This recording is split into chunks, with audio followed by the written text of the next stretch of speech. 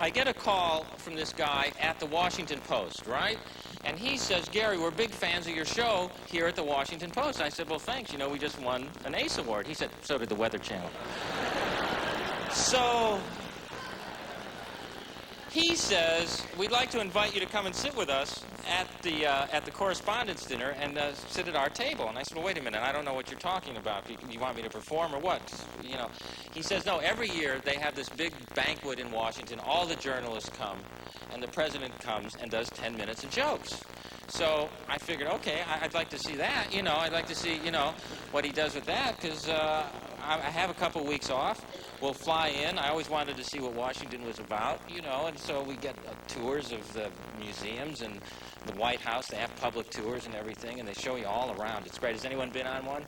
It's great, isn't it? Did you see the bowling alley? They have a bowling alley in the basement, don't they? One bowling alley. So it's hell on league nights, but they have one, right? It's unbelievable. I mean, to be in the White House, you know, and they don't let you actually into the Oval Office. They have that roped off, but you can stand there and look into the Oval Office, which, by the way, is not perfectly round.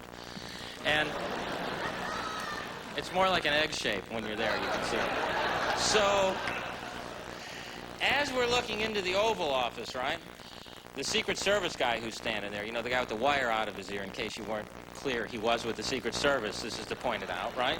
He says, I just got word the president is on his way down.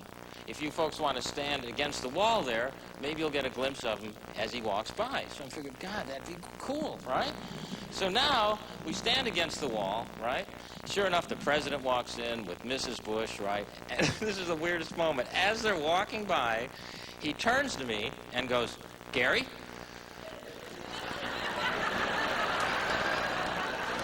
I'm thinking, oh boy, who'd I vote for? Who'd I vote for? He says, what are you doing in town? I said, well, sir, I'm going to the correspondence dinner tonight. He says, I'm going to that. He says, you should come up on stage with me. We'll do something together.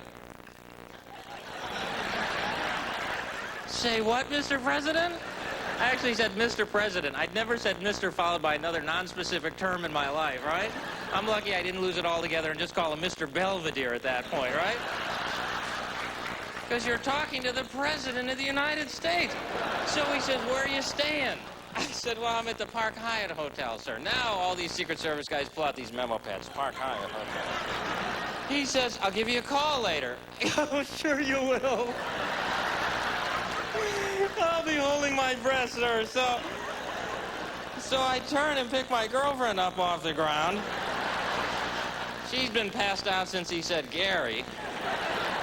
The president turns and goes, PMS? I go, yes, sir, yes,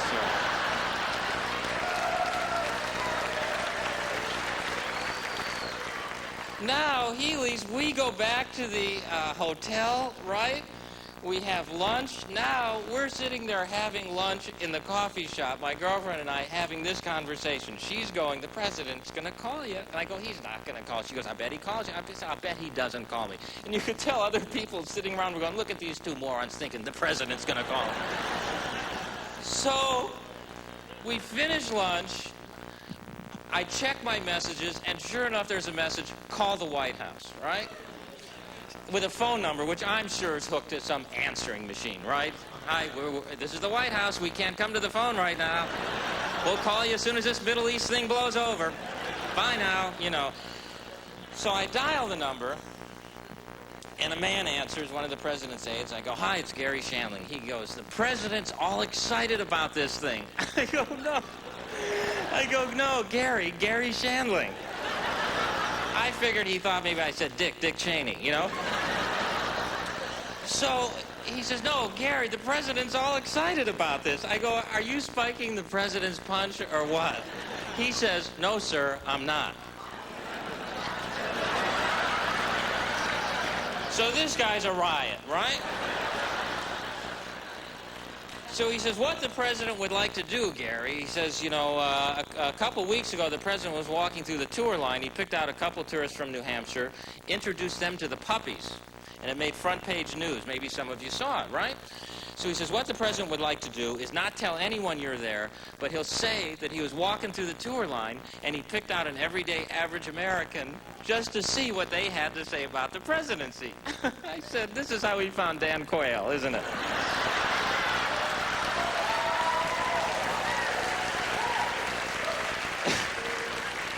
And there's just silence on the phone, you know. I'm going, I shouldn't have said that, should I? I really don't know of my time or place. I'm sorry. So he says, can you come back to the White House? I said, sure, I'll be right there. So now I hang up.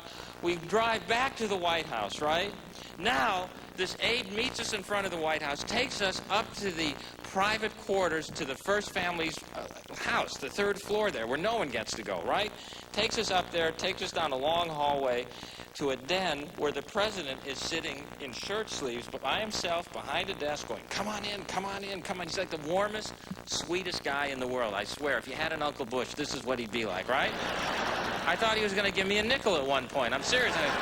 Oh, Mr. President, what'll I buy? So, and you know, he's got this presence. He's like a hero, and yet he's like a regular guy who's thrilled to be at the White House and just happens to be doing a great job. You know, he starts showing me around, shows me the Gettysburg Address signed by Lincoln, and as he's pointing it to it, he turns to me and says, and you know, there's lots of stuff like this around here.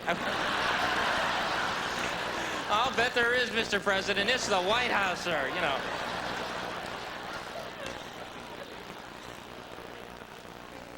We talk about jokes. I do the little show. I do 5 minutes of material. It goes great. I go back to my hotel. I can't fall asleep till like 4 in the morning because, I mean, this whole thing happened in 9 hours. What started out as a tour of the White House turned into a Twilight Zone episode in my life, right? So I call the operator in the hotel to put a do not disturb on my phone because it's the worst way to break up. There's a Freudian slip, huh? Honey, it's a phone call. Have to break up. So I put the do not disturb on the phone at 4 o'clock in the morning, right? At 6:30, the phone rings. At 6:30 in the morning, the phone rings, right? I'm ready to ream out the operator. I grab the phone. Before I can say anything, she goes, it's the President of the United States calling. I go, oh, all right, right?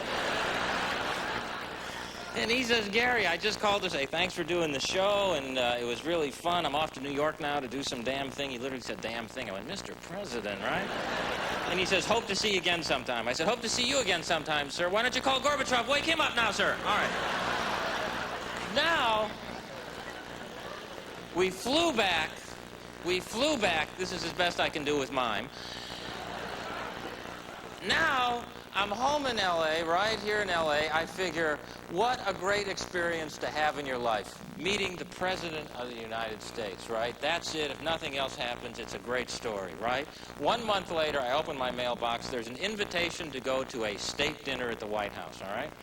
Not a steak dinner. A lot of you went, yo, barbecue at the White House. A state dinner, right? All right, so I'm shocked to get this invitation because, first of all, between us, I'm not invited back anywhere. All right, so, but there it says right on the invitation, you know, Harry Shandling.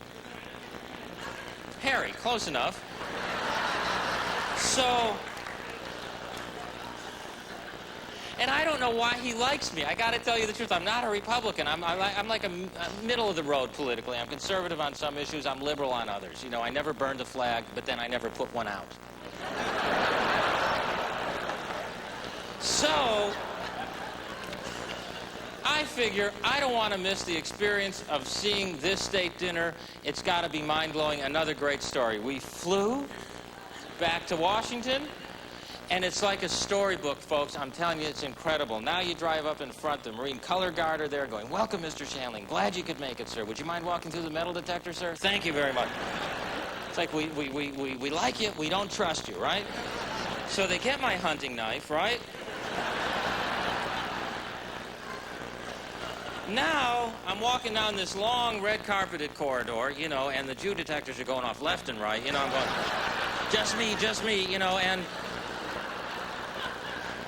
here's where it got really spooky, all right?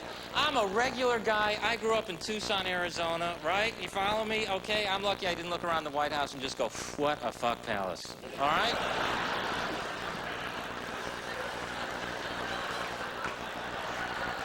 I grew up in Tucson, Arizona, where it's like 120 degrees in the summer. I swear, like one day our dog ran by and just burst into flames. It was one of the most frightening things I'd ever seen in my life. And rolled to put himself out because he, read the pamphlets and all. And we thought we were going to have to start a backfire on the cat, as a matter of fact. Leap from animal to animal because we had those wood shingled collars on him. And don't do that. Don't. 120 degrees. But I would go. But it's dry heat. That's what we tell everybody. It's dry heat. So's a welding torch, folks, all right? But you don't put your face in it, we start that up, run it over my body, put the goggles on, and run it right over me, really. Keep that wet flame away from me. It's the humidity that I can't handle. I called my mom this summer. She was outside with a magnifying glass burning ants. That was her hobby.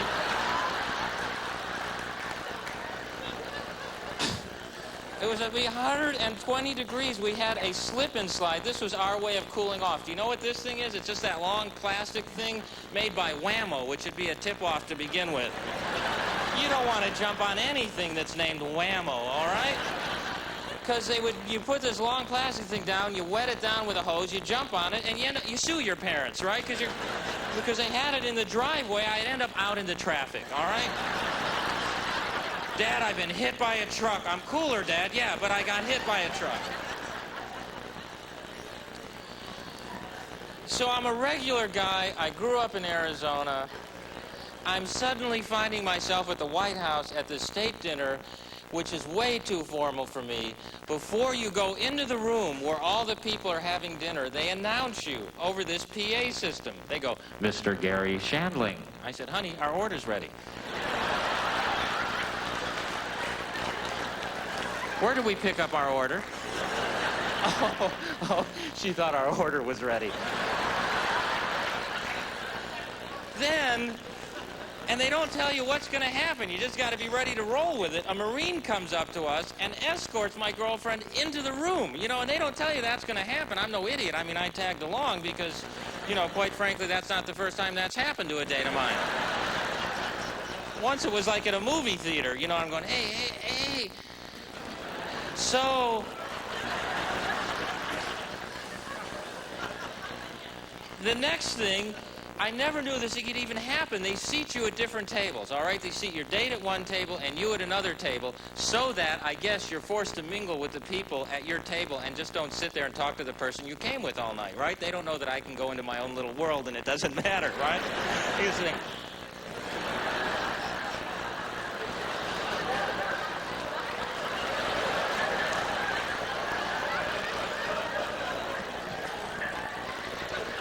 She's sitting at a table with John Sununu, Chief of Staff, a couple senators, great table. I'm sitting next to a guy who owns 40 Pizza Huts, all right? Some big contributor to the Republican Party, but what do you say to a guy after you've discussed all the combinations, right?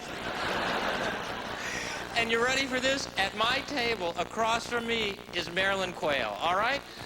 I'm eating dinner with Marilyn Quayle, all right? As I'm sitting there, across from Marilyn Quayle turns to me and says to me, what do you do for a living? I said, I'm a comedian. Saying you're a comedian to the Quayles is like saying, I'm Omar Gaddafi.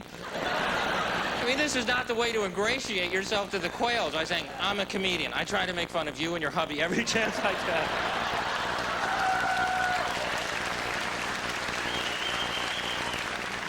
Oh, man, she goes, you're a comedian? Did you go through the metal detector? I go, yes, I did. Settle down. So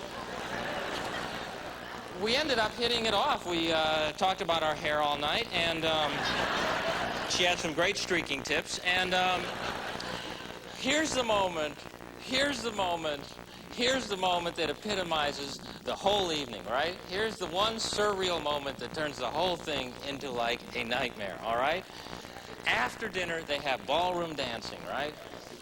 Not that dancing with the blinking lights, right? I mean, this ballroom dancing, right? So I figure I'm there, I'm at the White House, I'll try and get through one of these dances without yelling out 1, 2, 3, 4, right? I'm on the dance floor feeling as self-conscious as a man can feel, right? Out of the corner of my eye, I see the president and Mrs. Bush dancing towards us, right? So help me. As they dance by, the president points to me and just starts laughing. He's like his date is so fucking hot, right?